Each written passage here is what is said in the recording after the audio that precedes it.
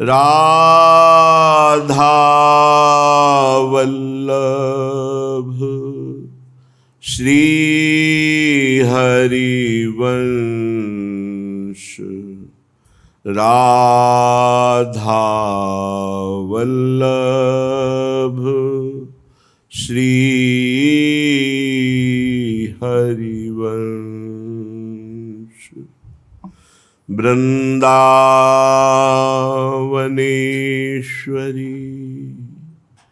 तवैव पदारविन्दम् प्रेमामृतैकमकरन्द रसौघपूर्णम्।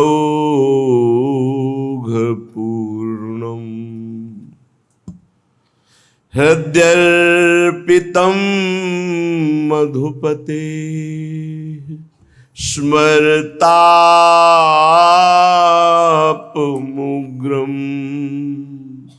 निर्वापयत् परम शीतलमाश्रयामि। निर्वापयत्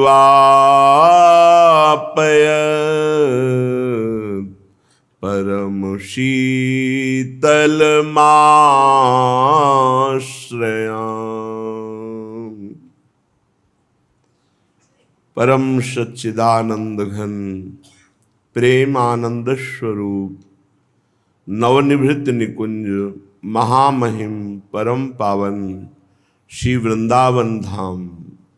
श्री वृंदावन धाम के लाड़िले युगल सरकार प्राणाराध्य श्री प्रिया प्रीतम जो समस्त सहचरी परिकर खग मृग पशु पंछी लता रजरानी यमुना रस रानी समस्त ब्रजवासी परिकर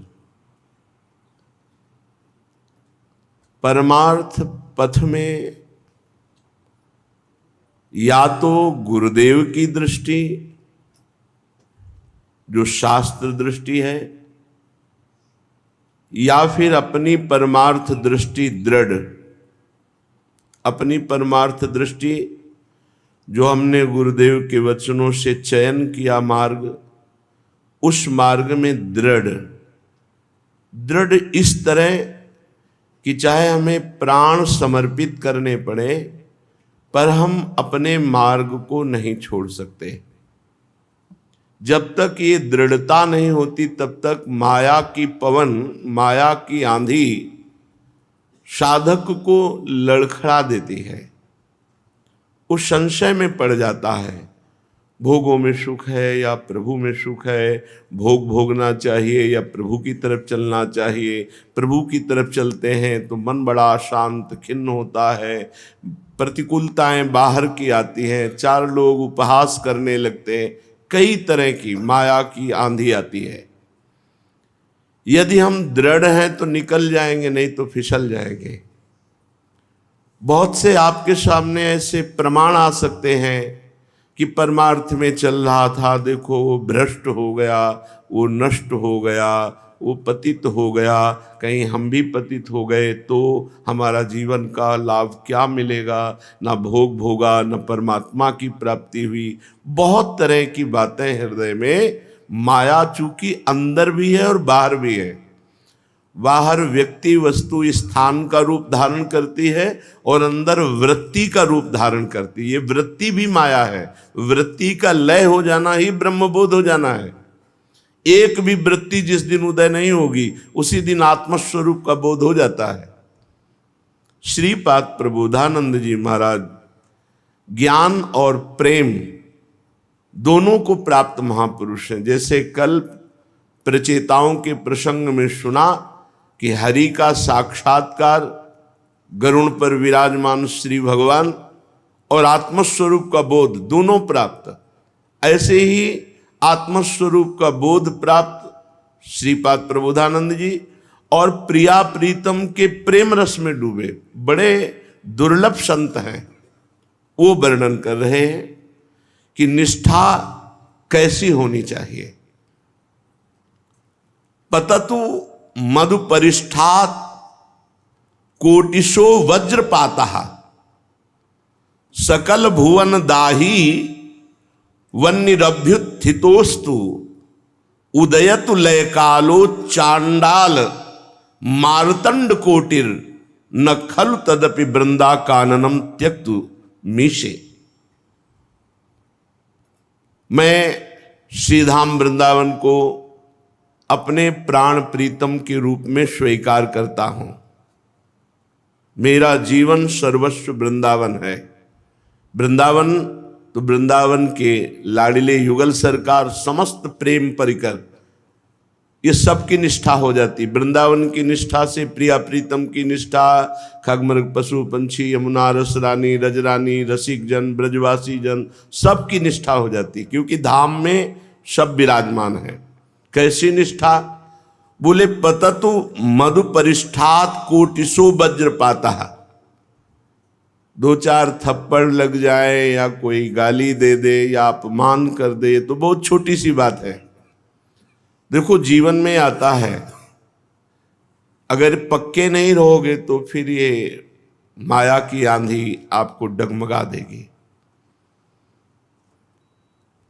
कह रहे करोड़ों वज्रपात हमारे ऊपर हो तो भी वृंदावन नहीं छोड़ूंगा। ये निष्ठा धाम की। कोटिशो वज्रपाता, यहां डंडा लगना या थप्पड़ लगना या गाली या अपमान, इन्हीं को हम नहीं सह पाते। और भगवत प्रेमी महात्मा कैसा होता है? बोले करोड़ों वज्रपात हो जाए तो भी धाम निष्ठा, धाम से बाहर नहीं भागूंगा। कह रहे हैं सकल भुवन दाही वन्यरभ्युत्थितोस्तु, समस्त भुवनों को जलाने वाली अग्नि में मुझे झोंक दिया जाए तो भी मैं वृंदावन नहीं छोड़ूंगा। करोड़ों वज्रपात हमारे ऊपर हों, बड़े बड़े दुख हों तो भी वृंदावन नहीं छोड़ूंगा। उदयतु लय कालो चंड मारतंड कोटि, यदि प्रलय कालीन भय उपस्थित हो, मृत्यु का भय उपस्थित हो तो भी मैं वृंदावन नहीं छोड़ूंगा। यदि चांडाल आदि नीच पुरुषों द्वारा अपमान हो तो भी मैं वृंदावन नहीं छोड़ूंगा। ना खलु तदपि वृंदा काननम त्यक्तुमीशे, मैं अपने इष्ट वृंदावन को कभी नहीं त्याग सकता, चाहे जैसी परिस्थिति हो। अब ये जो वृंदावन की निष्ठा आती है इस कोटि की, ये भगवत प्रेमी महात्मा के संग से ही आती है। अगर प्रेमी जनों का संग ना हो तो निष्ठा आएगी ही नहीं। किसी न किसी वृंदावन निष्ठ रसिक महापुरुष की कृपा से ये निष्ठा आती है। तो दूसरे श्लोक में रसिक महापुरुषों की निष्ठा का वर्णन करते हैं। पहले में धाम निष्ठा का वर्णन करते हैं, जैसे ध्रुवदास जी सरल भाषा में कहते हैं, खंड खंड हुए जाए तन अंग अंग सत टूक, वृंदावन नहीं छाड़ियो छाड़िबो है बड़ी चूक। चाहे हमारे शरीर के टुकड़े टुकड़े कर दिए जाएं, सैकड़ों टुकड़े अंग के कर दिए जाए, मैं वृंदावन नहीं छोड़ूंगा। अगर वृंदावन छोड़ दिया तो बड़ी चूक होगी। क्यों? शरीर तो छूटना ही है, जिस विधान से छूटना वैसे ही छूटेगा। जो कछु लिखा लिलाट दुख सुख देह संग, भुगते गो जा जाएगो या सिद्धांत भंग। या सिद्धांत भंग तजत क्यों धीरज प्राणी, वृंदावन परिहरे प्रिया प्रीतम रजधानी। और यहां जो भी होगा वो महामंगल होगा। इसलिए अब हमें पार्थिव शरीर की परवाह नहीं करनी। हम धाम निष्ठ हैं, हम धाम के अखंड वासी हैं, ऐसी निष्ठा। अब ये निष्ठा कहां से आती है?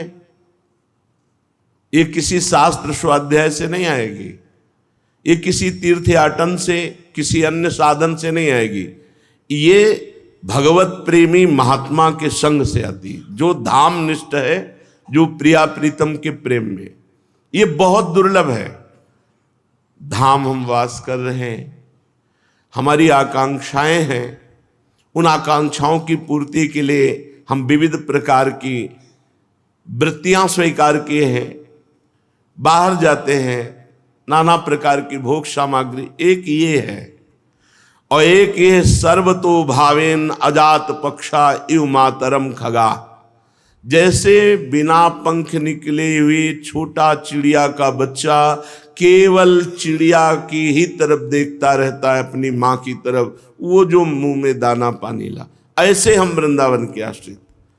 हमारा आयास प्रयास कोई नहीं, केवल वृंदावन और निरंतर वृंदावनाधीश्वर युगल सरकार का सेवन चिंतन मनन, ये है सीधे इसी जन्म में प्रिया प्रीतम की सेवा में पहुंच जाना। धाम सीधे सेवा में पहुंचाता है। ये रसिकों के संग से निष्ठा आती है, इसलिए कह रहे हैं सर्वेषाम अनुकंपयताम हि सताम शिक्षा कृते दंडिताम। सताम माने संत महापुरुष। जो भगवत प्रेमी संत महापुरुष हैं वो सर्वेषाम अनुकंप्यताम ही, वो मुझे बहुत दुलार करें, बहुत कृपा पूर्वक अनुकंपा पूर्वक वो हमें दुलार करें, तो हम उनको छोड़ेंगे नहीं। तो बोले दुलार में कौन छोड़ देता है? नहीं, आगे भी शिक्षा कृते दंडताम, यदि मुझ उद्दंडता के आचरणों से युक्त को वो मुझे दंड दे तो भी मैं उनको नहीं छोड़ूंगा। चाहे वो सर्वेषाम अनुकंप्यताम ही या शिक्षा करते दंडताम, वो चाहे हम पर अनुकंपा करके दुलार करे या वो शिक्षा के लिए मुझे दंड दे। वात्सल्याद अभिमंड्यताम करुणयी वेष्ट्यतौ खंड्यताम, यदि वो वात्सल्य भाव में भर करके मुझे बहुत दुलार करते हैं, बहुत प्यार करते हैं, तो भी, या करुणयी वेष्ट्यतौ खंडताम, करुणा से पूरित होकर मेरे सुधार के लिए खंडताम, वो अस्त्र आदि से भी प्रहार कर दे तो भी मैं उन्हें नहीं छोड़ूंगा। ये बहुत बड़ी बात है। भूरी सखी जी ने कि हे जुगल जोरी सरकार, हम पर ऐसी करुणा करो कि आपके प्रेमी रसिक जन यदि वो अस्त्र लेकर भी मुझे मारे तो मैं उनके चरणों की तरफ ही भागूं, उनसे दूर नहीं। वो मुझे मारने के लिए आ रहे, प्रहार करने के लिए, और मैं उनके चरणों की तरफ भागूं जो आपके प्रेमी जन हैं। यहां श्रीपाद ये जो धाम निष्ठा है, युगल सरकार की प्रेम निष्ठा है, रे मन रसकन संग बिन रंचन उपजय प्रेम। तो रसिक संग जब हमें प्राप्त हो जाए तो चाहे वो हम पर अनुकंपा करें या वो हमें शिक्षा के लिए दंड दें या वो माता पिता की तरह दुलार भर करके हमें प्यार करे, या करुणयी वेष्ट्यातौ खंडताम, करुणा से युक्त हृदय होकर मेरे सुधार के लिए मेरी पिटाई कर दे या मुझे किसी भी तरह प्रहार कर दे, तो जाननन स्वस्य सुदुर्धियोपि ना परित्याज्य मत्य भवत। कह रहे कि मैं ये जान रहा हूं कि मुझे पीड़ा पहुंचा रहे हैं, पर इतना मुझे ज्ञान है कि मैं मंद बुद्धि हूं, मैं अबोध बालक की तरह इनको छोड़ूंगा नहीं, चाहे जितना ही हमको दंड दे। अबोध बालक, जैसे अबोध बालक को मां के सिवा कोई नहीं होता, अगर उसे कहीं कोई भय आता है तो मां की तरफ भागता है, अगर मां भी पीटती तो मां के ही वो गले लगता है, मां के ही वो आलिंगन करता है और नहीं दूसरे की तरफ नहीं जाता हो। मां पीटे तो मां के ही हृदय से लगने की कोशिश करेगा। ऐसे अबोध बालक की तरह मैं, जो रसिक महापुरुष वृंदावन की प्रिया प्रीतम के प्रेमी जन है, मैं बालक की भांति उन्हीं का आश्रय लूंगा, क्योंकि मैं मंद बुद्धि हूं, मैं नहीं जानता कि उनका ये व्यवहार कितनी करुणा से युक्त होकर के हो रहा है। श्री वृंदावन मावशामि परमानंदत्य सीमम कदा, तो इसका फल क्या होगा? इतना तुम सह रहे हो तो इसका फल क्या मिलेगा? बोले असीम परमानंद स्वरूप श्रीधाम वृंदावन की ये निष्ठा जागृत हो जाएगी। पक्का ये निष्ठा केवल रसिक महापुरुषों की कृपा से ही जागृत होती है। और श्रीधाम वृंदावन की निष्ठा का मतलब सारा काम हो गया। स्व आत्म कृपया वृंदावनम, वृंदावनम अपनी कृपा से जीव का कल्याण करता है। धाम के वास का यही महत्व है कि साधनहीनों को भी जो साधना से सदगति प्राप्त होती है वो साधनहीनों को प्रदान कर दे। श्रीधाम वृंदावन व्याला उत्कृत्य खादन्त्वत् विकटतमा काल सर्पाद संतु। अब तो बड़ी आधुनिकता फैल रही इसलिए ये नहीं दिखाई दे रहे, नहीं तो हितधाम में ही हमने देखा है फणधारी सर्प छाती के ऊपर से ऐसे निकल के, तो ठंडा ठंडा एकदम लगा, तो उठ के बैठ गए, देखा तो फड़काहे खड़े।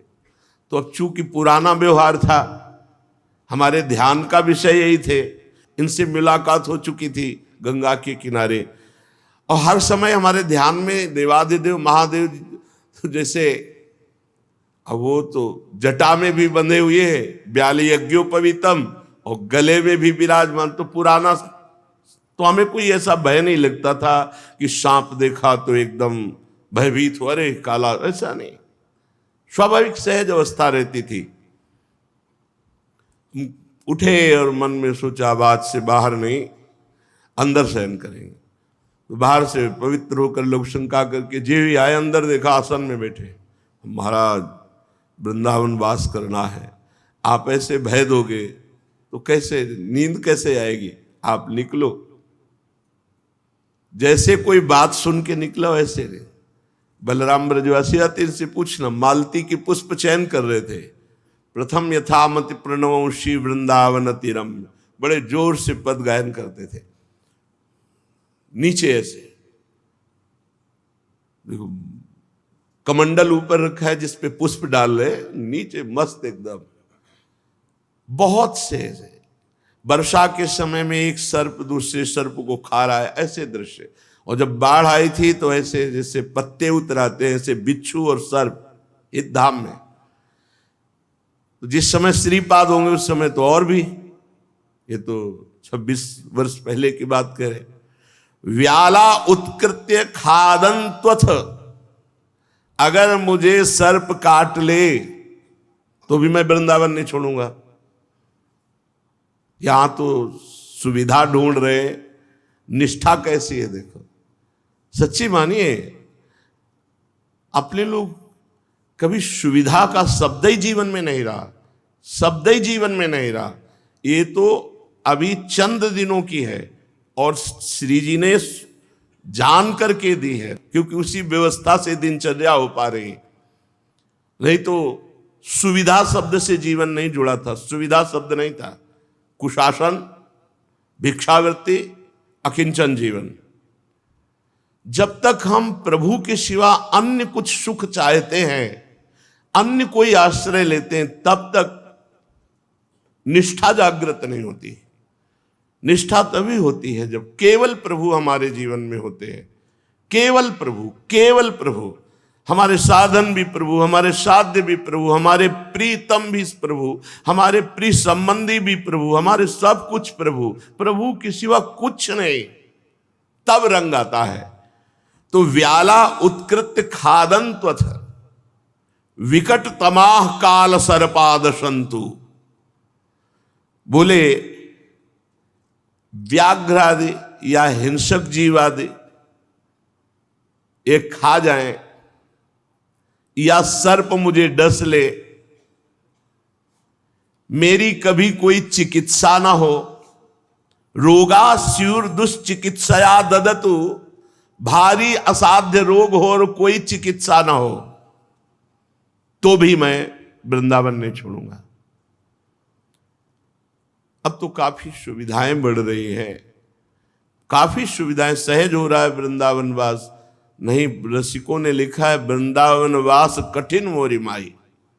ऐसा नहीं था कि बहुत सुखपूर्वक वृंदावन, वृंदावन वास का मतलब है वो अकिंचन परमहंस जो प्राणों को बलिहार कर चुका है प्रभु पर, वही वास कर सकता है। असाध्य रोग हो और कोई औषधि ना हो, बहुत समय तक और औषधि नहीं ली, बहुत समय तक। गुरुदेव भगवान ने जब कहा कि रोग रूप से भगवान पधारे हैं तो औषधि रूप से उनकी पूजा की जाए, बस बिल्कुल तैयारी, मृत्यु की बिल्कुल तैयारी। जब किडनी फेल तो बिल्कुल तैयारी हो गई थी मरने की, रोज तैयारी करके लेटते थे। राधा वल्लभ लाल जी की जो छवि सेवा में विराजमान है, इसे छाती में बांध करके चरणामृत पी के रज लगा के रोज तैयारी रात्रि की, क्योंकि पता नहीं था ना कब शरीर छूट जाए। क्या आनंद मिलता, कोई बोलने वाला नहीं, कोई देखने वाला नहीं, कोई पूछने वाला नहीं, वो केवल राधा वल्लभ लाल, केवल राधा वल्लभ लाल। सच्ची कहते हैं भगवान बड़े कृपालु उस पर जिसको कोई पूछने वाला ना हो, और रात दिन भगवान के लिए आंसू बहाकर जो जीवन व्यतीत करते हैं। मम भक्ति युक्तो भुवनम पुनात, धन्य है उनका जीवन जिनके केवल प्रभु ही सब कुछ है। ये श्रवण करके थोड़ा मन में भी धारण कीजिए। चार बातें कोई कह दे तो मन असंतुष्ट हो जाता है। यहां देखो कैसी निष्ठाएं हैं महापुरुषों की। आखिरकार शरीर तो जाएगा ही, कहां भाग के जाओगे? अगर तुम्हें सांप काटना लिखा है ना, तो कहीं भी विश्व के कोने में जाओ तुम्हें सांप काटेगा, मरोगे सांप काटने से। और अगर नहीं लिखा है ना, तो अब भी सेनपुर चले जाना। जैसे वर्षा का समय है तो जैसे केचुआ नहीं मिट्टी के दिखाई देते, ऐसे कोबरा, किंग कोबरा, न जाने कौन कौन सी जाति के प्रजाति के सर्प जिनको पहचानना मुश्किल, एक से एक तगड़े लंबे, ऐसा जंगल गंगा के किनारे कि आसन में बैठे हैं, वैसे सांप खड़ा है, बिचखा पर घूम रही है, ऐसे जहरीले जंतु। बस ये दृढ़ निश्चय था कि जिस समय जिस जंतु को काटना है काटेगा, नहीं काटना नहीं काटेगा। सैकड़ों बिच्छू ठंडी, ऐसे जब वर्षा के बाद तो ऐसे शीतल भूमि पे ऐसे घूम, कहीं किसी को डंक नहीं। 3-4 महात्मा, और रात्रि में तो 2 ही रहते थे, एक इधर हम उधर पंजीरी बाबा। बस पूरा निश्चय था, अगर काटना है तो काटेगा, नहीं काटना तो बिल्कुल नहीं काट सकता। और नहीं काटा, खूब सर्पों के बीच में रहे। व्याला उत्कृत खादंत, चाहे कोई जंगली जीव मुझे काट ले खा ले तो वृंदावन नहीं छोड़ना। और विकट तमाह काल सर्पाद संतु, मृत्यु रूप धारण करके अगर कोई सर्प मुझे काट लेता है तो भी कोई बात नहीं। रोगास्युर दुष्चिकित्सा आदतु, भारी असाध्य रोग हो जाए, कोई चिकित्सा ना हो तो भी वृंदावन नहीं छोड़ूंगा। तत इतः सर्व एवाति दुखम, ये समस्त लोक के जन आकर के मुझे खूब दुख दें, और अत्युत विघ्नोपि धर्मई सदन विरहिता शीत वर्षाति वातई। अब भी वो कुटिया है मदन टेर की ऊपर वाली, अब उसकी छत में पता नहीं अब कुछ करवाया हो तो वर्षा गिरे तो वह थोड़ा कोना छोड़े, छोटी सी कुटिया है, ना कोई बिजली, ना कोई पानी, ना कोई बाथरूम, ना कोई लेट। वर्षा हो रही, अपनी श्री जी को छाती से लगाए रात में ऐसे काट रहे हैं। आप क्या सोचते हैं? चाहे सर्दी चाहे गर्मी, अब गंगा किनारे वर्षा हो रही, पेड़ के नीचे है, अब पूरी रात मंत्राकार वृत्ति, शरीर कांप रहा है। केवल भगवान जीवन में, केवल भगवान।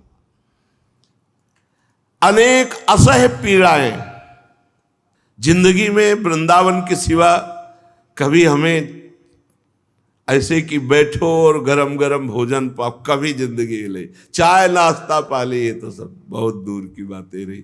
2-4 दिन में एक बार कभी कुछ मिल जाए तो अहोभाग्य मनाते हैं। जब लक्ष्य परमात्म प्राप्ति बन जाता है तो कष्ट नाम का जीवन में कहीं प्रवेश नहीं होता। बड़ा उत्साह, बड़ा आनंद हर परिस्थिति में। श्रीपाद कह रहे अत्युग्ध विघ्नोपि धर्मा सदन विरहिता शीत वर्षातिवातई क्षुत्रवाधास त्वसह्यास तदपि नहीं पदम यामि वृंदाटवीम। एक कदम वृंदावन से बाहर नहीं जा सकता, चाहे सर्दी गर्मी या लोग आकर के हमको बहुत दुख दे और मुझे आश्रय विहीन सदन विरहिता वास से रहित कर दिया जाए, सब कष्ट सहूंगा। भूख प्यास, असाध्य रोग, सर्दी गर्मी, बरसात, या कोई सांप काट ले या कोई मुझे दंड दे, मैं सब सहूंगा। नहीं पदम यामि वृंदाटवीतः, एक कदम वृंदावन से कभी बाहर नहीं जाऊंगा। अब उसके लिए परम धाम की, प्रिया प्रीतम की प्राप्ति कोई दुर्लभ है जिसने ऐसी निष्ठा धारण कर ली। श्रीपाद प्रबोधानंद जी कह रहे जब ऐसी निष्ठा धारण कर ली जाती है तो स्फुरद राधा पदाम्भोज, ये फल मिला। अंधकार छा जाता है जीवन में, कभी कभी साधक के ऐसी स्थिति आती है कि अंधकार छा जाता है। वो दिन हमें याद है जिस समय 1800 रुपए की दवा कानपुर से तय हुई कि महीना भर होम्योपैथिक, वृंदावन आए।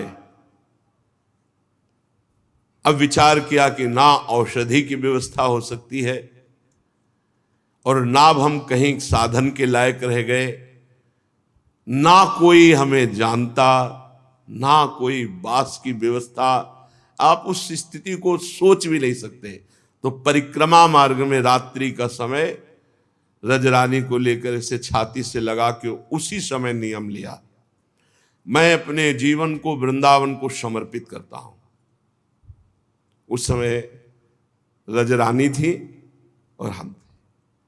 ऐसे रज बार बार शरीर पे लगा के और शपथ पूर्वक वृंदावन का कि अपने जीवन को वृंदावन को समर्पित करता हूं। चाहे मुझे जितना भी दुख हो, चाहे जैसी परिस्थिति हो, मैं वृंदावन से कभी भी अब अपने शरीर को बाहर नहीं कर सकता। बस त्राहिमाम रज में, उस समय ये रोड नहीं बना था, रज में लौट गए। अपार एक बल प्राप्त हुआ, एक अपार आनंद की अनुभूति हुई। कोई सुविधा नहीं मिल गई, अपार आनंद की अनुभूति हुई कि मेरा जीवन अब वृंदावन को, अब वही दृढ़ता बढ़ती चलेगी। क्या समझते हो आप? ऐसा नहीं कि आज आप स्वस्थ हो, आज आपके पास सब सुविधाएं हैं तो सब दिन होत न एक समान। हमको इस कसौटी पे होना है, चाहे जैसी परिस्थिति हो। धाम नहीं छोड़े तो प्रिया प्रीतम मिल जाएंगे, हमारे शब्द याद रखना। पकड़े रहो धाम को, जैसे भी हो सके वृंदावन वास करो। क्या मिलेगा? बोले स्फुरद राधा पदाम्भोज दास्य लास्या कदा हृदि आकृत्या च प्रकृत्या च भवेयम विश्वमोहनम। राधा दास्य की प्राप्ति होगी, राधा चरण हृदय में स्फुरित हो जाएंगे। धाम की निष्ठा, अद्भुत अद्भुत प्रभाव, अद्भुत प्रभाव धाम की निष्ठा का। लौकिक और पारलौकिक, आंतरिक और बाह्य दोनों प्रभाव। बस निष्ठा। ये जो आप लोग अंदर से असंतुष्ट रहते हैं, वो आपको अपने साधन बल का विश्वास है, श्री जी के चरणों का विश्वास, समर्पण का विश्वास। समर्पण से जो साधन होता है वो बहुत जल्दी भगवत प्राप्ति कराता है। अहम से जो साधन होता है वो समर्पण की तरफ ले जाने में हो सकता है जन्म के जन्म लग जाए। जन्म जन्म मुनि जतन कराही। समर्पण, समर्पण से जो साधन होता है बहुत जल्दी भगवत तत्व की अनुभूति, भगवत प्रेम, भगवत लीलाएं बहुत जल्दी स्फुरित होते। ये अहंकारी जीव समर्पित नहीं हो पाता। समर्पण, अपने साधन पर विश्वास है। हम जो 10-11 माला जपे उस पर विश्वास है, और जो हम समर्पण करके फिर 11 माला जप रहे, वो समझ में नहीं आता। अहम और समर्पण, इसके बीच की यात्रा जो समझ गया है वो बहुत जल्दी इस वस्तु को प्राप्त कर लेता है। साधन करके समर्पण, और समर्पण करके साधन। गोस्वामी जी ने कहा, होय राम को पहले समर्पण, फिर नाम जप तुलसी तज कुसुमाद। तो बिगड़ी जन्म अने की अभी आनंद की अनुभूति। स्फुरद राधा पदाम्भोज, श्री स्वामिनी जी के चरणारविंद उसके हृदय में स्फुरित हो जाते हैं। ऐसे वृंदावन निष्ठ और ऐसे रसिक निष्ठ, रसिक निष्ठा वृंदावन की निष्ठा, वृंदावन की निष्ठा रसिक मिलन, रसिक निष्ठा, तब राधा चरणारविंद का हृदय में प्रादुर्भाव। श्री किशोरी जी के चरण कमल की दासता उसका स्वभाव बन जाता है। आज प्रिया जी को ये पहनाना है, आज प्रिया जी को ये श्रृंगार करना है, आज प्रिया जी को, वो प्रिया जी के विषय में सोचेगा। जैसे संसारिक आदमी अपने शरीर भोग के लिए सोचता है या शरीर संबंधियों के लिए सोचता है, ऐसे उपासक प्रिया प्रीतम के लिए सोचता है। उसका स्वभाव बन जाता है विश्व मोहन प्रिया प्रीतम को वो अपने स्वभाव से मोहित कर लेता है। स्वभाव से मोहित करना, जैसे एक छोटा सा बच्चा, उसी के माता पिता ने उसको मीठा या फल दिया, अब वो उसी फल को लेके दौड़ के गया, अपनी माँ के मुंह में लगा दिया। माँ ऐसे वो हाथ से छीन लेगी, अपने हाथ से उसको पवाएगी और वो दुलार करेगी जो अन्य बेटों को नहीं मिलेगा। ऐसे ही सब भगवान के प्रिय हैं, सब भगवान के निज जन हैं, लेकिन जो अपना भाव प्रभु को समर्पित कर, आज प्रिया जी को ये भोग, उन्हीं की दी वस्तु, दियम वस्तु गोविंदम तुभ्यमेव समर्पये, प्रभु के द्वारा दी हुई वस्तु के प्रभु के लिए भाव पर, तो विश्व मोहन प्रिया प्रीतम को वो मोहित कर लेता है। जो निष्ठावान रसिक संग परायण है, उसके हृदय में राधा चरणारविंद का प्राकट्य होता है। राधा चरणारविंद की दासता में इतना स्वभाव उसका तत्सुख का बन जाता है कि वो युगल सरकार को अधीन कर लेता है, युगल सरकार को अधीन कर लेता है। जब जहां जैसे भाव में वैसे ही उनको दुलार पहुंचाता रहता है। जैसे लाडली जू के संग लालजू अधीन होकर डोलते हैं, ऐसे रसिक के संग में प्रियालाल अधीन होकर डोलते हैं। जहां जहां रसिक वहीं प्रियालाल। क्यों? क्योंकि रसिक एक क्षण भी नाम वाणी से अलग नहीं, और नाम वाणी जहां श्याम श्यामा तहां, नाम वाणी निकट श्याम श्यामा प्रगट, नाम वाणी सुनत श्याम श्यामा सुबस, और रसिक इसी में तृप्त रहता है, नाम वाणी में, उनकी सेवा स्वभाव में। चलते हैं श्रीमद् भागवत महापुराण। अभी तक आपने जो प्रसंग सुना, महाराज मनु शतरूपा के पुत्र उत्तानपाद का पावन चरित्र। अब उनके बड़े पुत्र प्रियव्रत जी का अत्यंत पावन चरित्र है। उत्तानपाद जी के पावन चरित्र में ध्रुव जी का चरित्र सुना, उन्हीं के वंशज महाराज अंग जी के पुत्र वेन की दुष्टता, उनका पधारना, और भगवान पृथु और अर्ची जी का प्रादुर्भाव होना, पृथु चरित्र सुना। आगे चलकर बर्हिषद, प्राचीन बर्हि, पुरंजनोपाख्यान। विदुर जी महाराज तीर्थ यात्रा में निकले थे, मैत्रेय जी से ये सत्संग हुआ। विदुर जी ने मैत्रेय जी से कहा, हे महायोगिन, आपकी हमारे ऊपर बड़ी करुणा हुई, आपके द्वारा सत्संग सुनकर आज मैं अज्ञान अंधकार से पार, जहां अकिंचनों के सर्वस्व भगवान श्री हरि विराजते हैं, वहां मेरी स्थिति हो गई है। श्री सुखदेव जी कहते हैं, परीक्षित, विदुर जी ने मैत्रेय जी को साष्टांग प्रणाम किया और आज्ञा ली, और वहां से शांत चित्त भगवत स्मरण करते हुए हस्तिनापुर की तरफ चले गए। राजन, जो पुरुष भगवान के शरणागत भक्तों का, राजऋषियों का ये पावन चरित्र सुनेगा, वो अकाल मृत्यु को कभी प्राप्त नहीं होगा, दीर्घायु होगा और भगवान श्री हरि के चरणों में उसकी भक्ति होगी और वो भगवत प्राप्त हो जाएगा। राजा परीक्षित ने पूछा, मुने आपने कहा कि महाराज मनु के बड़े पुत्र प्रिव्रत ये आत्माराम थे, जो आत्माराम है उससे गृहस्थी में प्रीति कैसे हो सकती है? आत्माराम तो जीवन मुक्त महापुरुष होता है और आपने बताया कि प्रिव्रत आत्माराम थे, फिर वो गृहस्थी में कैसे प्रीति किए? क्योंकि गृहस्थी में कोई बिरला ही ऐसा होता है जो गृहस्थ की फांसी में ना फंस करके भगवत स्मरण करते हुए गृहस्थी को चलावे। नहीं, बहुत कठिन है। वो मैं मेरे तय तेरे की मोह ममता की ऐसी फांसी में फंस जाता है कि वो स्वरूप विस्मृत जीवन काटता है। और आप कहते हैं प्रिव्रत आत्माराम महापुरुष थे।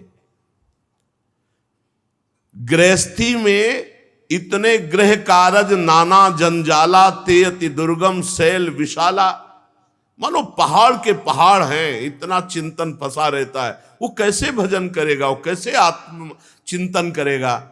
और आप कहते हैं प्रिव्रत महाराज आत्माराम पुरुष थे, तो गृहस्थी में वो कैसे आसक्त हुए? निश्चय जब कोई निसंग आत्माराम पुरुष गृहस्थ में, तो उससे बड़ी शिक्षा मिलती है। इसलिए मैं आत्माराम पुरुष प्रिव्रत महाराज का गृहस्थी में प्रवेश ये सुनना चाहता हूं। जब कोई महापुरुष गृहस्थ में होता है तो उसके विशिष्ट आचरण होते हैं। वो कभी कुटुंब परिवार में आसक्त नहीं होता, कुटुंब परिवार में रहते हुए भी। तो मुझे इस बात का बड़ा संदेह कि आत्माराम पुरुष होकर ब्याह किया, स्त्री प्रेम के बिना पुत्र कैसे हो सकते हैं? स्त्री प्रेम, पुत्र प्रेम और आत्माराम ये बनता नहीं है। मैं ये रहस्य सुनना चाहता हूं कि गृहस्थी में रह के वो आत्माराम पुरुष कैसे हुए, या आत्माराम पुरुष होकर गृहस्थ में कैसे आसक्त हुए? श्री सुखदेव जी ने कहा, बाढ़ मुक्तम भगवत उत्तम श्लोकस्य श्रीमच्चरणारविंद मकरंद रस आवेशित चेतसो भागवत परमहंस दैत कथाम किंचिदंतराय विहिताम स्वाम शिवतमाम पदवीम न प्रायेण हिन्वन्ति। राजन, तुम्हारा कथन ठीक है, परंतु जिनका चित्त पवित्र कीर्ति भगवान श्री हरि के परम मधुर स्मरण में डूबा हुआ है, उसे कोई भी गृहस्थी, कोई भी भोग सामग्री, कोई भी प्रपंच रुकावट नहीं डाल सकता। ध्यान दीजिए, जिनका चित्त पवित्र कीर्ति भगवान श्री हरि के मधुर स्मरण में डूबा हुआ है, कोई भी सांसारिक विघ्न, गृहस्थी, प्रपंच, भोग सामग्री उनके मार्ग में कभी बाधा नहीं पहुंचा सकती, जहां निरंतर चिंतन है राधा राधा राधा राधा वल्लभ श्री हरिवंश, निरंतर चिंतन है तो कोई भी बाधा नहीं। राधा वल्लभ भजत भज भली भली सब होए, जिते विनायक शुभ शुभ विघ्न करे नहीं कोय, विघ्न करे नहीं कोय, डरे कलिकाल कष्ट भय, हरे सकल संताप हरस हरिनाम जपत जय। जिते विनायक शुभ अशुभ, ये जितने अशुभ विनायक हैं या शुभ विनायक हैं, कोई भी बाधा नहीं पहुंचा सकता। कलिकाल डरता है उससे जिसके हृदय में निरंतर नाम जप चलता है, कोई प्रपंच उसे बाधा नहीं पहुंचा सकता। जिनका चित्त पवित्र कीर्ति भगवान श्री हरि के सुमिरन में हर समय, तो ये गृहस्थी, प्रपंच, भोग कोई भी बाधा नहीं पहुंचा सकते। भगवत भक्त परमहंसों के प्रिय श्री कृष्णचंद्र जी उसके समस्त बाधाओं को बाहर अंतर दोनों जगह नष्ट करते रहते हैं। किनकी?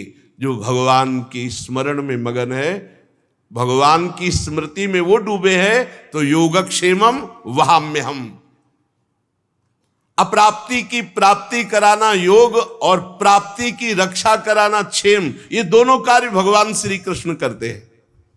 उपासक अपने कर्तव्य का पालन और भगवान से जुड़े रहना, कभी कथा सुन रहे, कभी सेवा कर रहे, कभी कर्तव्य पालन कर रहे, कभी नाम कीर्तन कर रहे, कभी नाम जप, ये सब भजन ही है। राजन,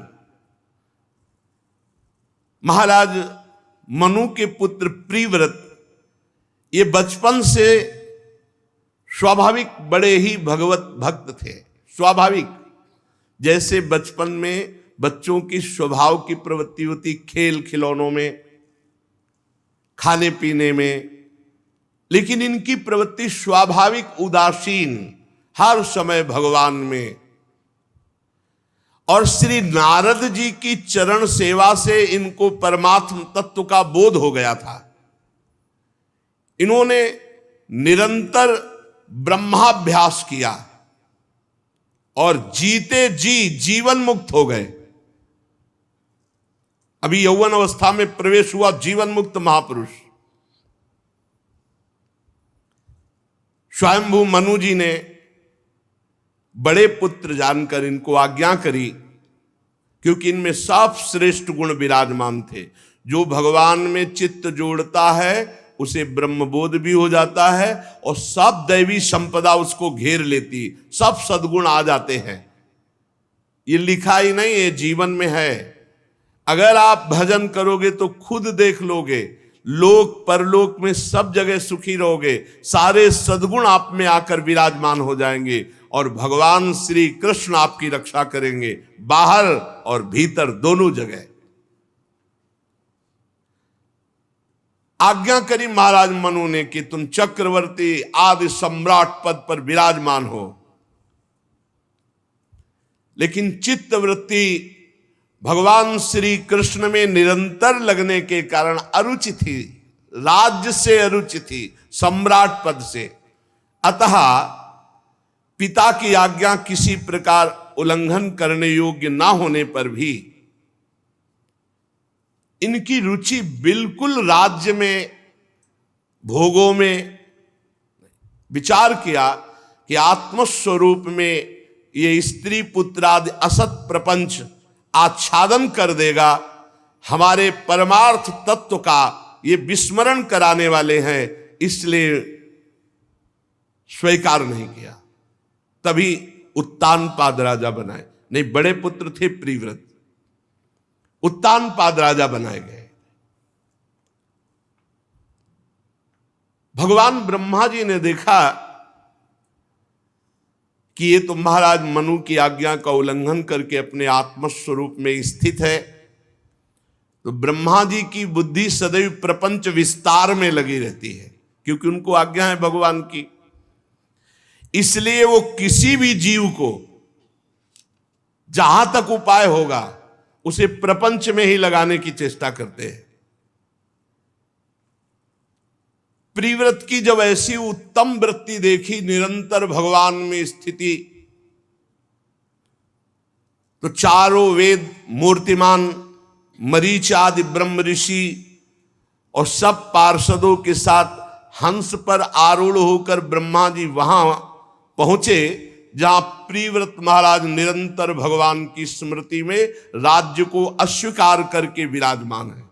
कैसा सुख है भगवान की स्मृति में कि आदि सम्राट पद चक्रवर्ती उसको छोड़ करके भजन में, और यहां भजन करते हुए चंद रुपए, चंद भोग, चंद पद प्रतिष्ठा के लिए भजन छोड़ देते हैं।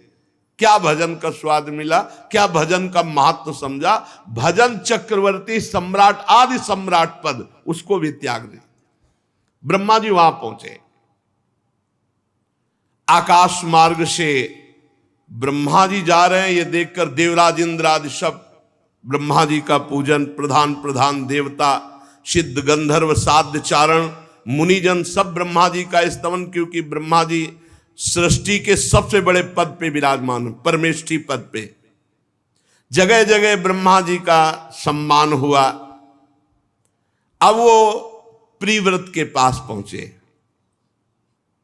और प्रिव्रत उस समय नारद जी के साथ, अपने गुरुदेव नारद जी के साथ आत्मविद्या का ही मनन कर रहे थे। ब्रह्मा जी जेवी पहुंचे, उनके वाहन को देखकर देवर्षि नारद जी खड़े हो गए, हमारे पिता ब्रह्मा जी पधारे। स्वयंभू, मनु, प्रिव्रत सब ब्रह्मा जी का सम्मान किया, अर्घ बंदन आदि। नारद जी ने अनेक प्रकार से ब्रह्मा जी का स्तवन पूजन किया। ब्रह्मा जी ने प्रिव्रत पर दृष्टि डाली और कहा, बेटा वैसे तुम सत्य सिद्धांत में लगे हो, पर मेरी बात सुनो। अप्रमेय श्री हरि के प्रति किसी को दोष दृष्टि कभी नहीं करनी चाहिए। हम ये तुम्हें नहीं सिखाने आए कि तुम हरि भजन ना करो। पहले ब्रह्मा जी बहुत सावधानी से बोले कि अप्रमेय भगवान श्री हरि के प्रति किसी को दोष दृष्टि नहीं करनी। तो हम तुमको ये सिखाने नहीं आए कि तुम भजन न करो, लेकिन ऐसे भजन हम ब्रह्मा, महादेव जी, ये तुम्हारे पिता स्वयंभू मनु और ये तुम्हारे गुरु नारद, ये सब भगवान की आज्ञा का पालन करते हैं। देखो,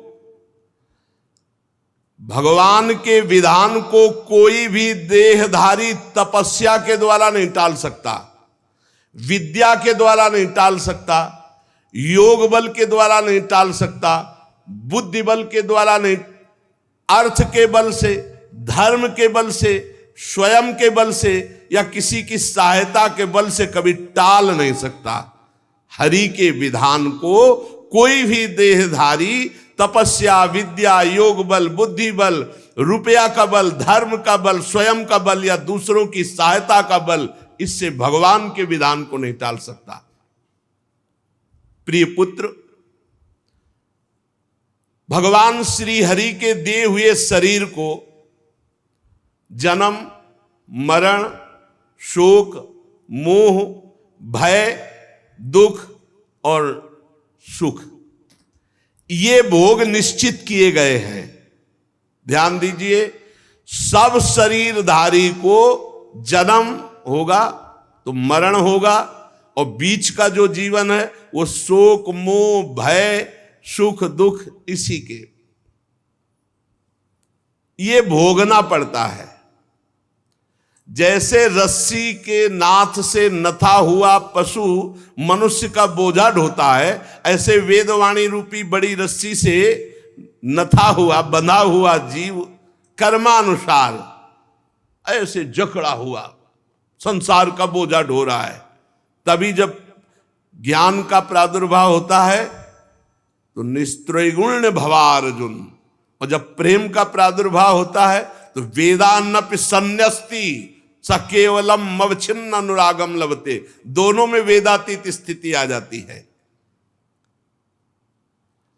प्रभु कर्म के अनुसार जीव को योनि देते हैं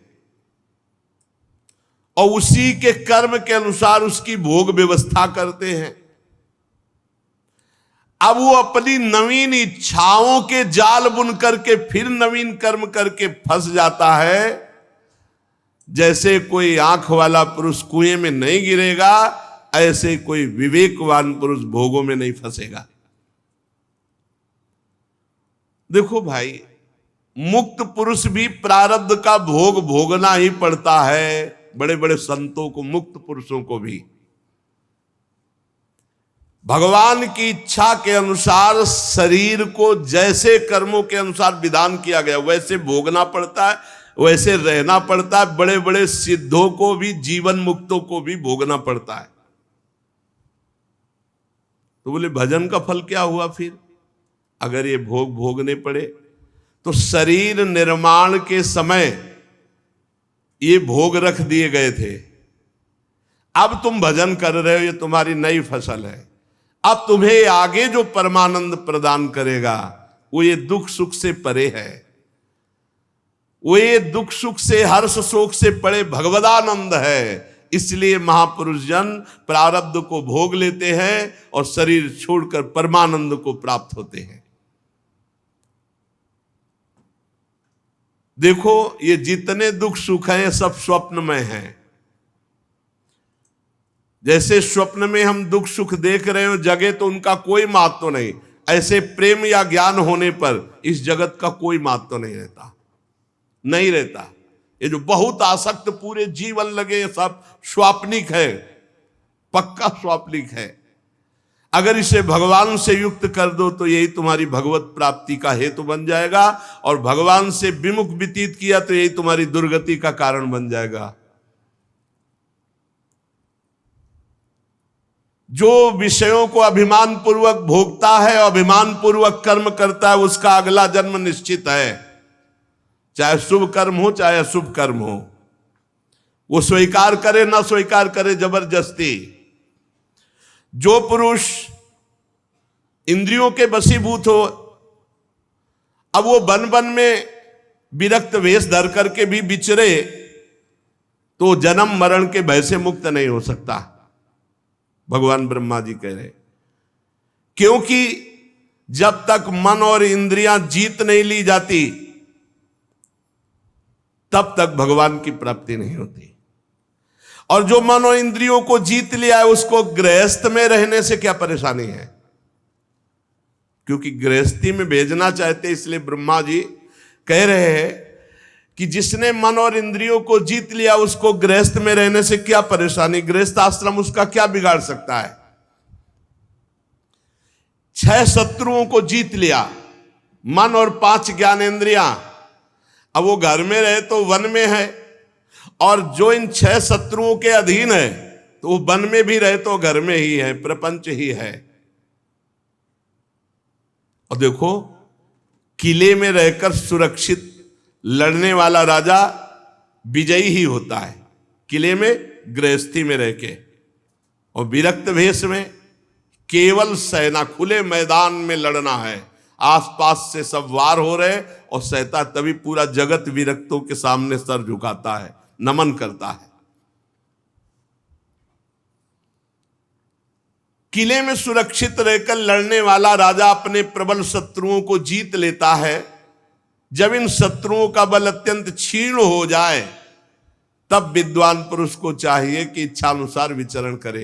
ब्रह्मा जी उपदेश कर रहे हैं, पहले चलो गृहस्थी को भोगो, जब बुढ़ापा आ जाए तब भजन करने में फिर निकल लेना। इसका रहस्य न समझने के कारण लोग ये कहने लगते हैं कि अरे अबे तो जवानी है, अभी भजन का समय है, और बुढ़ापे में भजन होता नहीं है। नहीं होता। बुढ़ापे में जो भजन की बात कह रहे हो, जीवन में अगर भजन नहीं किया तो बुढ़ापे में भजन नहीं होगा, पक्का समझ लो प्रपंच होगा, कुछ नहीं होता। जितने बूढ़े हो उनके नजदीक बैठ के सुन लो, बहू और बेटा और रिश्ते और नातेदार इन्हीं की बुराई और भलाई के सिवा कोई बातें ही नहीं करेंगे।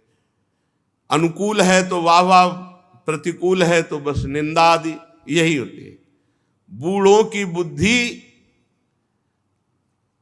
एक मार्का नहीं आता लिखने वाला, और एक आता है ऐसा कि मिटर जाए। तो जैसे जवानी में जो है वो पेंसिल की लिखाई समझो, मिटा सकते हो अभी आप, और बुढ़ापे की जो लिखाई है वो मार्का वाली लिखाई है। नहीं, जो लिखा वो लिख, बुद्धि वो मार्का से लिख गई ना, मार्का नहीं, मार्का पक्का होता है ना, वो मिटता नहीं, मार्का से लिख गई समझो। ब्रह्मा जी बहुत फुसला के प्रियव्रत जी को कह रहे हैं कि जब तुम कमलनाथ भगवान श्री हरि के चरणों के प्रताप से 6 शत्रुओं पर विजय प्राप्त कर लिए, तो अब तुम पुराण पुरुष भगवान के दिए हुए भोगों को भोगो। तुम्हारा कोई भोग कुछ नहीं बिगाड़ सकते, तुम आत्मस्वरूप में स्थित हो, ये मेरी आज्ञा है। जब त्रिलोकी के सबसे बड़े पद में विराजमान ब्रह्मा जी ने परम भागवत प्रिव्रत से ऐसा कहा, तो प्रिव्रत ने नम्रता पूर्वक सर झुका लिया और कहा, जो आज्ञा, बड़ों की आज्ञा का पालन करना ही हमारा परम कर्तव्य है। तब स्वयंभू मनु ने प्रसन्न होकर ब्रह्मा जी की विधिवत पूजा की। इसके पश्चात मनवाणी के विषय अपने आश्रय सर्व व्यवहारातीत भगवान श्री हरि का चिंतन करते हुए ब्रह्मा जी अपने लोक को चले गए। प्रिव्रत और नारद जी उसी दिशा को नमस्कार किया। मनु जी तो बड़े प्रसन्न हो गए, क्योंकि अब प्रिव्रत महाराज गृहस्थाश्रम में प्रवेश होने के लिए राजी हो गए। संपूर्ण भूमंडल का चक्रवर्ती सम्राट पद प्रिव्रत को सौंप दिया और महाराज मनु इस विष से भरे हुए विषैले गृहस्थाश्रम को छोड़ करके भगवान के भजन के लिए गए। ये विष से भरे हुए विषैले गृहस्थाश्रम, अगर भजन ना हुआ तो बहुत ही दुर्गति होती है। वह ये लड़का बच्चा परिवार लाभ हानि, ऐसा छोटी छोटी वस्तुओं में प्रिय संबंध, कैसा कैसा कैसा व्यवहार, मंद बुद्धि हो जाती है। ये गृहस्थाश्रम विषय विष से भरा हुआ है। अगर भगवान का भजन नहीं हुआ तो जीवन पूरा का पूरा व्यर्थ चला जाता है, पूरा का पूरा। संपूर्ण जगत बंधन से छुड़ाने में अत्यंत समर्थ हैं भगवान। सबसे बड़ी बात उसी की होती जो भजन कर ले, नहीं तो भजन नहीं तो फिर जीवन व्यर्थ। संपूर्ण जगत को बंधन से छुड़ाने में अत्यंत समर्थ है एकमात्र भगवान। और जो भगवान का निरंतर भजन करता है उसके रागमल का नाश हो जाता है। रागमल नष्ट हुआ तो द्वेष है नहीं, राग से ही द्वेष है। प्रजापति विश्वकर्मा की पुत्री बर्हिष्मति से विवाह हुआ महाराज प्रिव्रत का। वो अपने स्वरूप में स्थित रहते हुए 10 पुत्र प्रकट किए। स्वरूप में स्थित रहते हुए, ये बात है। हम सब ब्रह्म ज्ञानियों की ही संतान हैं। देखो, जब गोत्रों को देखो तो कोई ब्रह्म ऋषि ही होगा। तो ऐसा नहीं कि जो ब्रह्म प्राप्त हो जाता है या भगवत प्राप्त हो जाता है वो सब नहीं, भगवत प्राप्तों से ही गृहस्थी चली है। ये जो गृहस्थी हुई है ये भगवत प्राप्तों से ही हुई। सब भगवत प्राप्त महात्मा हमारे गोत्र के जो अधिष्ठात्र है, जैसे पूछा है तुम्हारा गोत्र क्या, तो बोले भरद्वाज गोत्र, याज्ञवल्क गोत्र, ये सब ब्रह्म ऋषि भगवत प्राप्त आत्मस्वरूप में स्थित रहते हुए 10 पुत्र उत्पन्न किए महाराज प्रिव्रत ने बर्हिष्मति से। और सब गुणवान, रूपवान, पराक्रमी, क्योंकि भगवत निष्ठा से युक्त होकर पुत्र उत्पन्न किए। ऊर्जस्वती नाम की एक कन्या हुई। जो पुत्र हुए आग्नेद्र, इद्मजीव, यज्ञबाहु, महावीर, हिरण्यरेता, घृत पृष्ठ, सवन, मेधा, तिथि, वीतिहोत्र और कवि, ये सब अग्निस्वरूप, ये भगवान अग्नि के भी नाम हैं और ये सब अग्निस्वरूप हैं। इनमें कवि, महावीर और सवन, ये 3 नैष्ठिक ब्रह्मचारी आजीवन ब्रह्मचर्य रहकर भगवान के भजन में निमग्न। ये बाल्यावस्था से आजीवन ब्रह्मचारी, आत्मविद्या विशारद और संन्यास धर्म के पथिक हुए कवि जी, महावीर और सवन। इन निवृत्ति परायण महर्षियों ने संन्यासाश्रम में रहते हुए समस्त जीवों के अधिष्ठान और भवबंधन से डरे हुए लोगों को आश्रय देने वाले भगवान श्री हरि के चरणारविंद के निरंतर चिंतन में जीवन लगा दिया और कुछ ही समय में भगवत प्राप्त अखंड बोध, इनका हृदय बड़ा ही परम विशुद्ध, और इन्होंने भगवान का साक्षात दर्शन प्राप्त किया। फिर एक ही भाव को प्राप्त हो गए। ये खास बात होती है। मम दर्शन फल परम अनुपा, जीव पाव निज सहज स्वरूपा। एक ही भाव, सोई जाने जेहि देहु जनाई, और जानत तुम्हें हो जाई।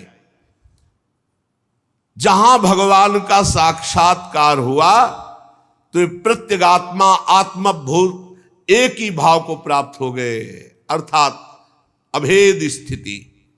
महाराज, प्रिव्रत की दूसरी भार्या से उत्तम, तामस, रैवत, ये 3 पुत्र हुए जो ये अपने मनवंतरों के अधिपति हुए।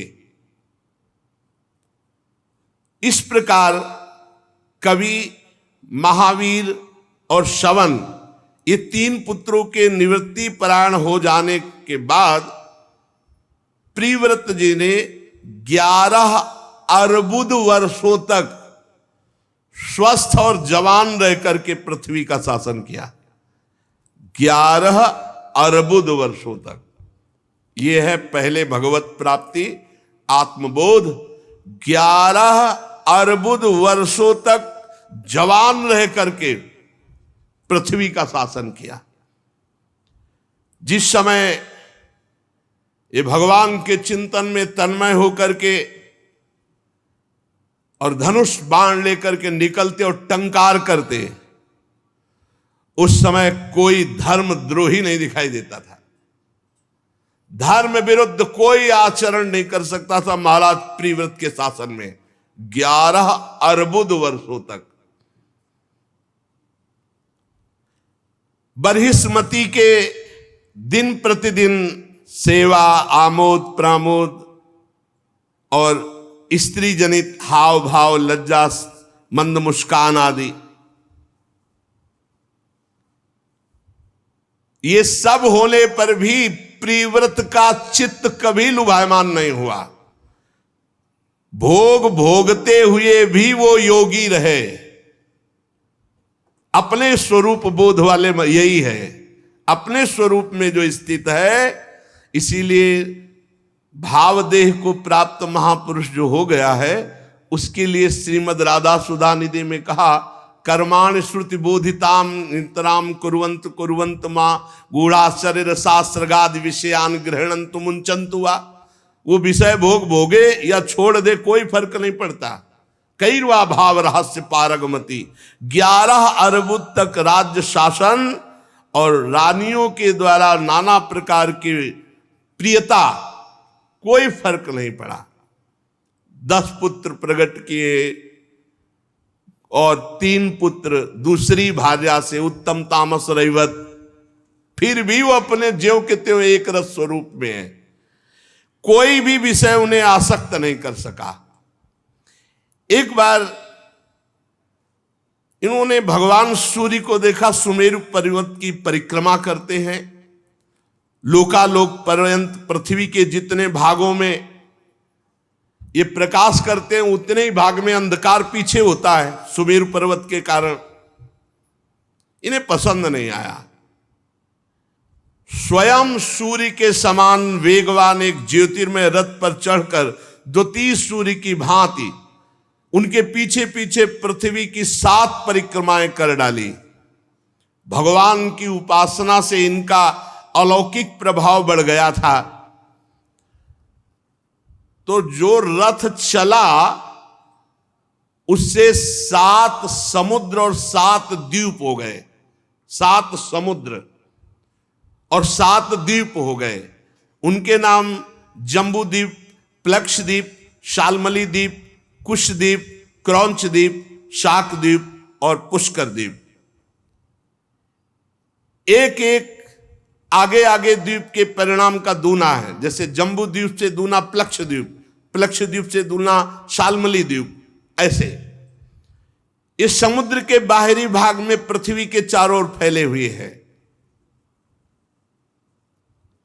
और सातों समुद्र अलग अलग पदार्थ के समुद्र बनाए महाराज प्रियव्रत ने।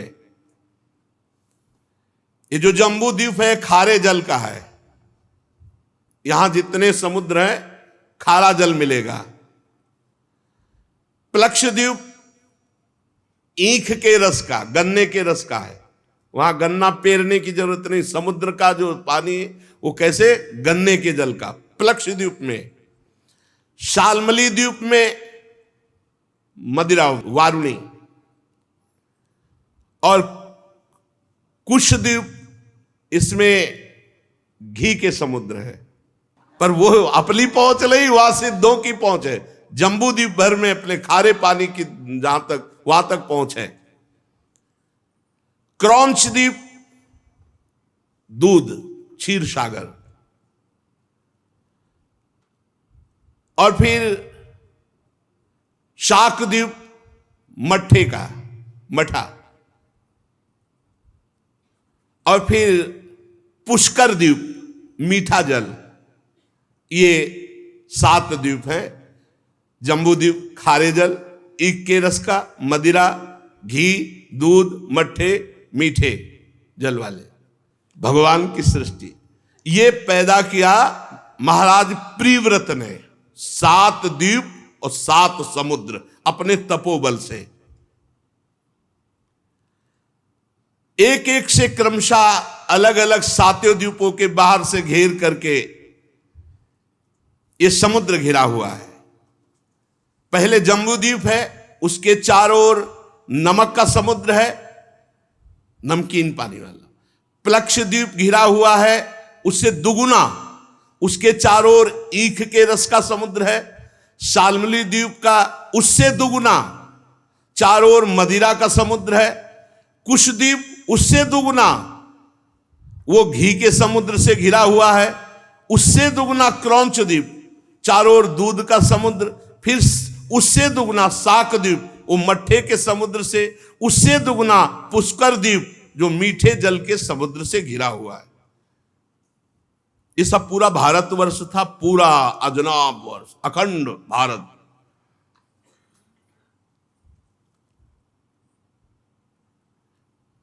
बरहिष्मति पति महाराज प्रियव्रत ने अपने अनुगत पुत्र आग्नेद्र, इद्मजीव, यज्ञ बाव, हिरण रेता, घृत पृष्ठ, मेधातिथि, वीत्रहोत्र को क्रमशः, 3 तो बाल ब्रह्मचारी सन्यासी हो गए थे, 10 में 7 बचे, तो 7 को एक एक द्वीप का राजा बना दिया। अपनी कन्या ऊर्जस्वती जो थी उसका विवाह शुक्राचार्य जी से किया प्रियव्रत ने।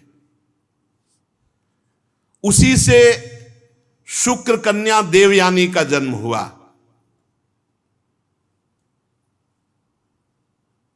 परम पवित्र शुक्राचार्य की पुत्री देवयानी, और देवयानी का जो विवाह हुआ महाराज ययाति से, विवाह हुआ महाराज ययाति से। उसका कारण हुआ साप। बृहस्पति पुत्र जो कच्छ जी थे, कच्छ, देवताओं ने जब देखा कि किसी भी दैत्य को मार दे तो संजीवनी विद्या से जीवित कर देते थे शुक्राचार्य जी, तो देवताओं के पास ये विद्या थी नहीं, तो गुरुपुत्र से प्रार्थना की कि आप हम सब देवताओं, तो उनका पता है अगर हम जाएंगे तो चटनी बना करके दैत्य खा जाएंगे। जब पता चलेगा संजीवनी सीखने आए शुक्राचार्य जी से तो चाट जाएंगे दैत्य लोग, तो उनका हम सबके लिए आप हमारे गुरुपुत्र हैं, आप ऐसा कीजिए। तो उन्होंने अपने प्राणों की बाजी लगा करके गुप्त रूप से अवसर निकाला और शुक्राचार्य जी के पास गए और चरणों में प्रणाम किया और कहा, महाराज मैं आपको गुरु रूप से वरण करता हूं, आप हमें विद्या प्रदान करें, उनका परिचय दीजिए। बताया बृहस्पति पुत्र। तो उनका अधिकारी हो आप, भगवान बृहस्पति के पुत्र हो, और ये विद्या देवताओं के जीवन दान के लिए तुम लेने आए हो, तो अधिकारी होने के कारण हम दे तो देंगे, लेकिन जिस दिन दैत्यों को पता चलेगा उस दिन तुम्हें मार डालेंगे। तो उनका भगवान, अब हम आपकी शरण में हैं और आपसे विद्या लेने आए हैं और विद्या लेके ही जाएंगे, आप हमें केवल स्वीकृति दे। तो उनका ठीक है, पर हमारी लाडली पुत्री देवयानी है, तुम इसको प्रसन्न कर लो तो संजीवनी हम तुम्हें दे देंगे।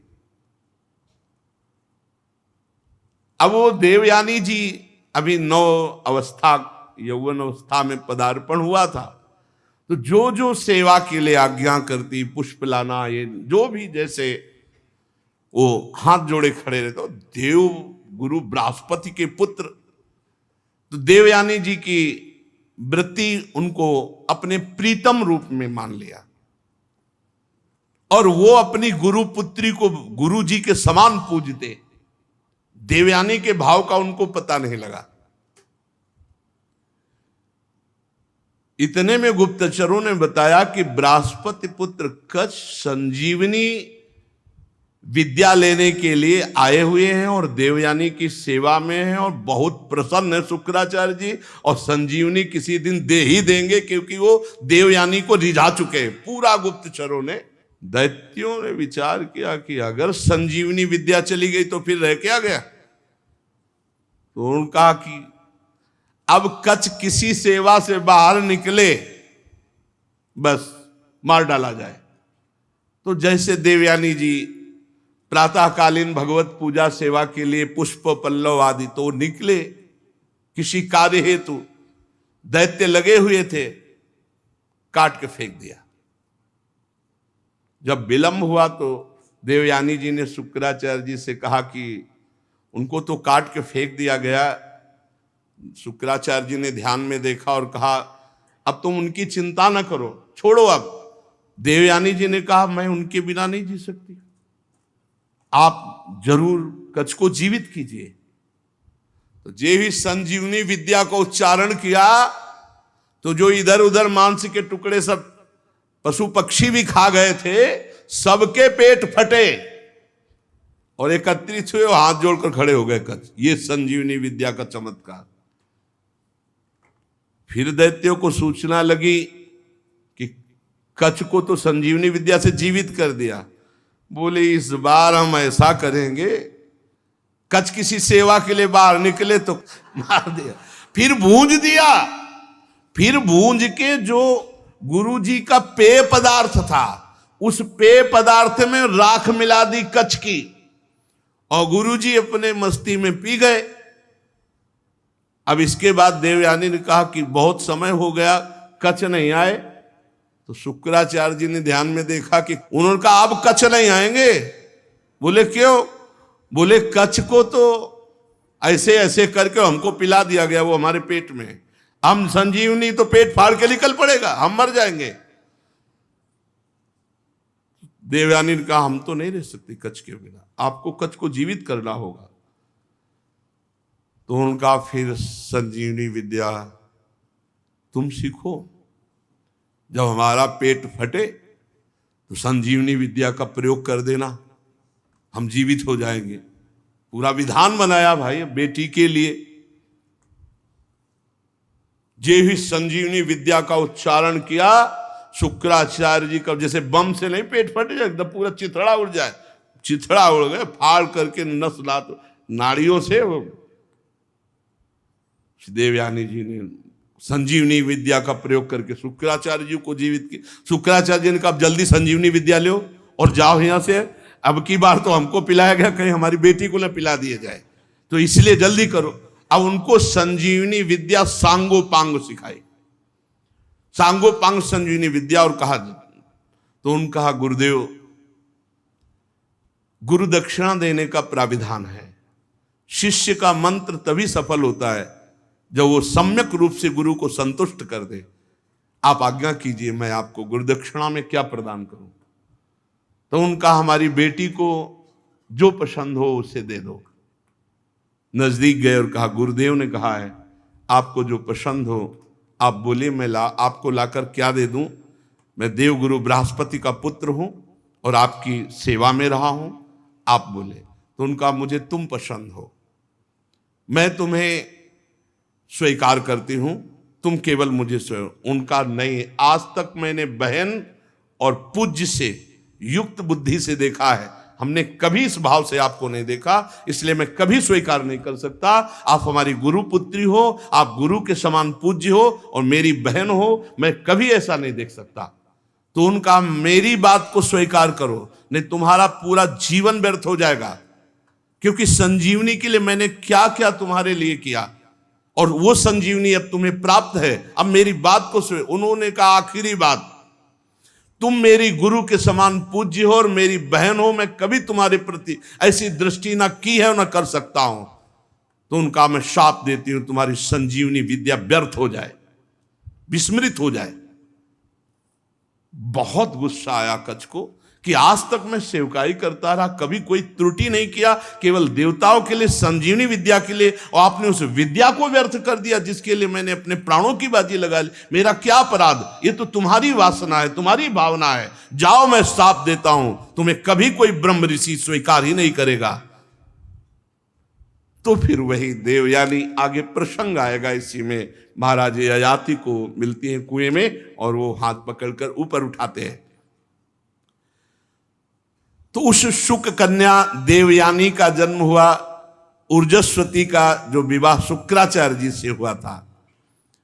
राजन, जिन्होंने भगवान श्री हरि के चरणों का आश्रय ले लिया है और निरंतर भजन करते हैं, उनको भूख, प्यास, शोक, मोह, जरा, मृत्यु, ये 6 कभी परास्त नहीं कर सकते। जिन्होंने भगवान का आश्रय लिया है, निरंतर नाम जप करते हैं, उन्हें भूख, प्यास, शोक, मोह, जरा, मृत्यु, ये 6 परास्त नहीं कर सकते। मन और 5 ज्ञानेंद्रियां, ये 6 कभी उसे परास्त नहीं कर सकते। ये 6 भूख, प्यास, शोक, मोह, जरा, मृत्यु और 5 ज्ञानेंद्रियां और 1 मन, ये 6 कभी उसे परास्त नहीं कर सकते। जो भगवान का भक्त है वो सब कुछ करने में समर्थ है। वर्ण बहिष्कृत चांडाल आदि नीच योनि का पुरुष यदि वो भगवान के नाम का उच्चारण कर ले तो परम पद का अधिकारी हो जाता है।